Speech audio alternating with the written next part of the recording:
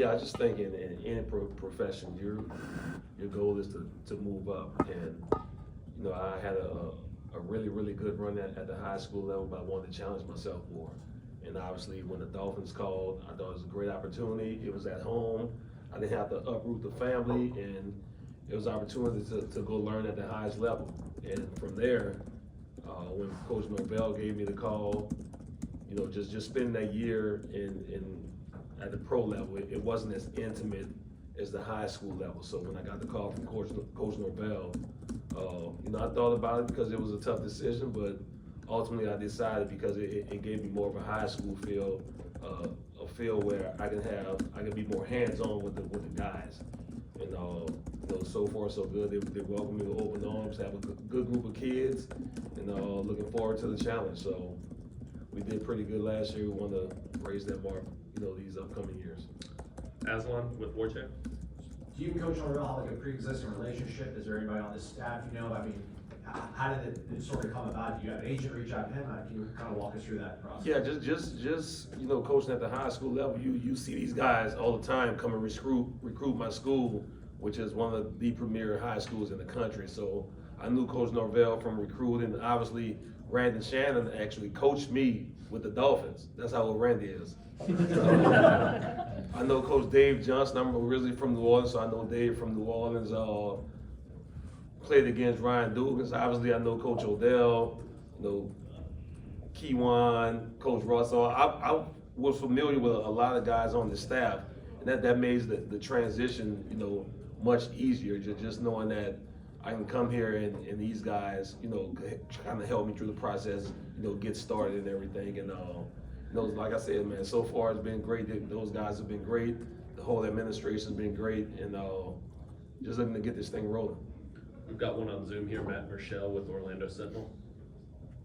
Yeah, Patrick, I want to ask, when you get a chance to sit down and actually look at what Florida State did last year, the last couple of years, what is your assessment of the defensive backs and the secondary as a whole? Yeah, just growth and maturity. I think, you know, those guys finished fourth in the country in passing yards allowed. I think the thing that, you know, we want to do more this year is take the ball away. You know, being around football a long time, I think if you're able to win a turnover battle, you have a pretty good chance of winning almost 85% of your games. So, you know, even though we held teams to 165 passing yards a game, I think the next step will be, you know, taking the ball away and giving our explosive offense the ball repeatedly. Essen Kasim, Democrat. Hey, you mentioned you're from Miami. You played for the Dolphins. So how hard was the decision to, you know, uproot the family you mentioned and come to Florida State? It was a tough decision. You know, obviously I was at the highest level. You know, why leave the highest level, take a step down, you know, to college? But I haven't been in college, so I wanted to test the waters, you know, kind of get my feet wet and see what it was. And you know, I haven't coached a game yet, but just being around the guys, it's like I said, it gives me more of a high school feel, you know, where I'm able to kind of mold these guys, you know, into what they're going to become. And you know, I'm looking forward to the challenge. Obviously, you know, we have some lofty expectations this year, you know, to make it to the Final Four and beyond. So it's going to be a challenge, but I'm up for it. Chris Nee, 247. Coach, how much do you think, having been at the high school level, having a son go through the recruiting process, having a ton of players get recruited at a high level, gives you a different perspective as a recruiter now at the college level? It's different.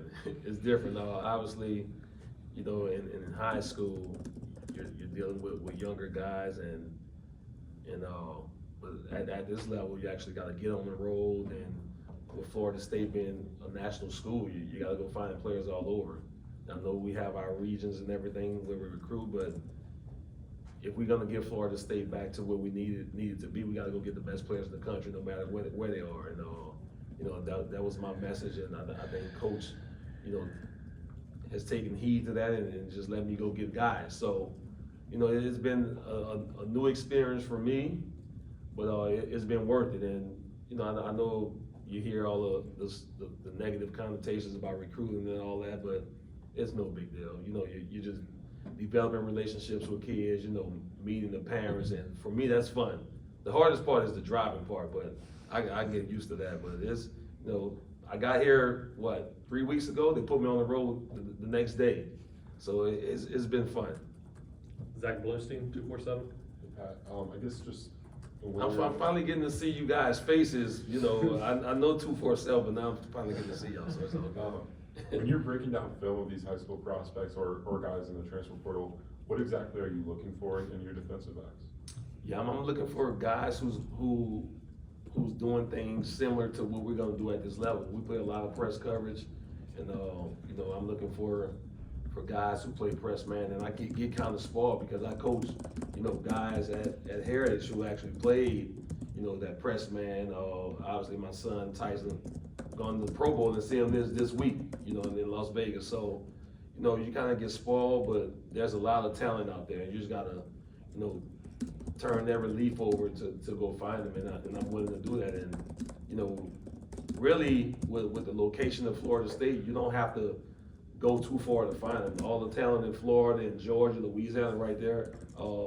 Obviously the Panhandle and Mobile, you know, you can kind of get the majority of the guys from those places. But you know, I want a guy who's gonna play similar technique, a guy who has natural ball skills. So you might have a receiver, you know, in high school right now going both ways that's gonna be projected to play, you know, defensive back in college. And you know, that's the kind of guys I'm looking for. Back to Zoom for Matt Marshall.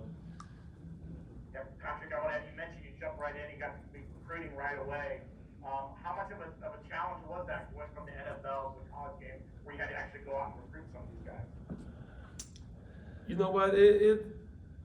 It's been fine. It's been fine. Like I've heard the horror stories about recruiting, but you know, from what I've experienced, it hasn't been that way. And obviously with the NFL, you know, those guys do a little bit of recruiting, but it's in a different way, like going to pro days and, you know, the combine. So it's kind of similar in that way. So it really hasn't been a big adjustment for me because I was used to doing it just on a smaller scale in high school. So, you know, like I said, man, so far so good. And I'm actually looking forward to getting to meet more kids and more parents and developing relationships to get us to that next level. Corey Clark, War 10. When you're a great player like you were, how hard is it to then try to teach other people to be great? Because some guys maybe don't have some of the natural ability or just the ability that you had. So what was the transition like to coach guys that aren't Patrick Surtain? Yeah, that's a great question. I think you gotta treat every individual separately. You know, some guys may do things better than other guys, so that's where the coaching aspect come into part. You gotta find out what each individual guy does best and kind of try to hone those skills and the deficiencies that he have. You know, try to work on them and put them within our team concept. You know, it's gonna be a challenge, but I feel I have a great room of guys who are willing to work, and you know they've been all bright-eyed. You know, just knowing that I'm coming in and knowing, you know, the pedigree and the guys that I've coached. So I'm actually looking forward to it because I feel we have a group that has a chance to be really, really special. Do they know? I assume they knew who you were when they looked you up, if they didn't know after you were hired, but have you talked to them about your NFL career and I have. I've met with each and every player, and I told them I might have to find some of my film on VHS. Sure. I don't know if they know anything about that, any VCRs or anything, but now they knew. They mostly knew because the same name and my son was just, you know, closer to their age. But you know, Coach Norvell made sure they know in the team meetings to bring my accolades up or whatever. But you know, that's all in the past, man. I'm here to do a specific job here, and that's to get those guys better. Make sure those guys are doing great on and off the football field, and ultimately graduating and, you know, try to live out their lifelong dream and make it to the NFL. If not, you know, teaching them certain life lessons to be, you know, just great young men all around. Essen? Yeah, you mentioned earlier the next step for the defense is to create turnovers. How do you go about doing that? Is it like is there certain drills you do? How do you go about creating the turnovers? Yeah, we just got to work on it. I know we have tackle turnover circuits every day in practice, so just punching the ball out, getting 11 hats to the ball. Don't loaf, you know, because you loaf on a pass, you might miss a tip or overthrow. So my whole goal is to to get the guys to run to the ball each and every play. When you run to the ball on defense, good things happen. So, and obviously the interception part of it, just having guys, play the ball better, getting their heads around when need be. Sometimes you need to get your head around, sometimes you need to play through the hands. Just different scenarios like that, and hopefully, get in some positions where we can use zone eyes to kind of get zone vision and just play the routes and play the quarterback. So, it's going to be a work in progress, but I feel I have the group of guys to get it done. Zach? Coach Rovell's mentioned, multiple times over the years that he wants to continue to recruit South Florida at a high level. How do you feel like, coaching down there for several years at the high school level, how do you feel like you help in that aspect? I know all the kids. That's a big part. I know all the coaches, and I think those kids down there respect what I've done in the past, and I think they see that Florida State is on the up and up, and when college football was at its best, Florida State was at its best. And I think we're getting back to that point with this last season, and guys see the movement that Coach Norvell has started, and all the guys that he's hired, the players that he's brought in. I think they want to be part of that. So I have a big influence on the South Florida community within the football realm and high school kids, and I think that this is something that they'll be really excited to be part of. Bob Ferrante with Osceola. Hey, Coach, I'm curious, going back to college, Dalton, Chiefs, who are your coaching influences, the guys who are maybe the voice in your head when you're talking to guys? Yeah, I go back to my high school coach, Coach Ott, who coached me since 8th grade. Coach Watney, my basketball coach, Coach Robinson, a bunch of influences. At the college level, my defense coordinator, Coach Thompson, Coach Dave Womack, who's been the head coach in college before. And in the league, I can just hear Jimmy Johnson. Jimmy Johnson, my position coach, Mel Phillips. I've had a lot of influences, in my career. I'm never in a million years did I think I would, get into coaching after I retired. I was just trying to find something to do and just going to my son's Little League practice. I was like, I'm out here every day, I might as well help out. And then, everything kind of started from there. And, you develop these relationships with these kids, man, and you just fall in love with it. That's what kind of happened to me. You've actually played in this stadium before. In 1996, you played this team back Yes. when it was in its glory days. What do you remember about that game, if anything? I guess, did you cover Ron Dugans? Was he in that game, I guess? I remember we got our butt kicked. Well, yeah. Well, we were actually up 7-0, I think, and then it was like, I just looked, it was 14-14. it was 14-14, see? I remember after that, we couldn't get a 3-step ball because they had Peter Boulware, Renard Wilson, Wadsworth, all them guys, and I know Peter Warwick was on that team. Mm-hmm. Who was the quarterback, Winky? No, that would have been Busby, I Warwick Dunn know was Warwick on Dunn there. was on that team, so they were loaded. That was the Florida State team to the bowl, and I remember coming here, man, and the atmosphere was, second to none. 14-14 when they wound up 50-14. 54-14. So they went on a 40-0 run on us. So I remember vividly. Logan? Hey, Coach, what is like the energy around Mike Norvell? Did that attract you quite a bit of coming here and coaching? Absolutely. I remember when he came, to the school and recruited. He had that same passion and just talking to guys who coach under him from Memphis. They say he's always that way. He always have that energy, man, and he's well liked. He's respected by his players. He's tough in a way, but at the same time, he's relentless in the pursuit of excellence. And you can see, man, those first 2 years, he was kind of trying to get his guys in, trying to get this thing rolling. Then last year, it kind of just happened. And I don't see it slowing down anytime soon. He has a blueprint in place that's gonna, take us to where we need to get. Brendan? You mentioned that you hit the ground running when you got here 3 weeks ago, and that's been an open recruiting period. You've got to meet your new players. I guess, how are you balancing all these new things in such a short period of time?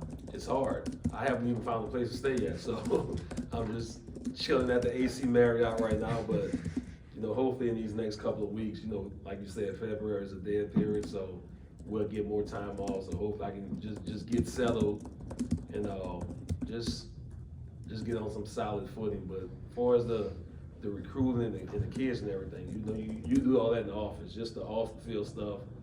Just getting the family situated. That's the thing that's been the most hard. But the good thing is I have my daughter's here. My daughter's at FAMU, so I get to see her, every day, and it's been good. Aslan? Would you have been able to walk away from an NFL job if this program wasn't on the rise and had 10 wins? Probably not. Probably not. And it's still in the state of Florida. Like if Minnesota would have called me, I would have stayed with the Dolphins. If Washington State called me, I would have stayed with the Dolphins. But Tallahassee, 5 hours away from home, with the iconic program like Florida State that's getting back to their glory days, it was the perfect situation. So, lightning happened in the bottle twice with the Dolphins and now Florida State, and I'm ready to leave my mark on the program. I mean, it's Super Bowl or bust at the next level. I mean, the fact that you're here now in a program that it seems like there's a championship or bust mentality. How much are you embracing that? How much do you enjoy being around that? Oh, it's fun. That's why you coach. That's why you coach. You have all these expectations put on you, but your job as a coach to get your guys ready each and every Saturday to go fulfill those expectations. And you may come up short, but you're gonna give the 100% each and every day. And I think if you do that, and just be solid with these kids, you can look yourself in the mirror and say, I gave it all I got. And with the talent we have coming back, we definitely have a chance to be really, really special this year. Okay. Well, no. We're all set. Thank you. Good? Yeah, Appreciate y'all. Nice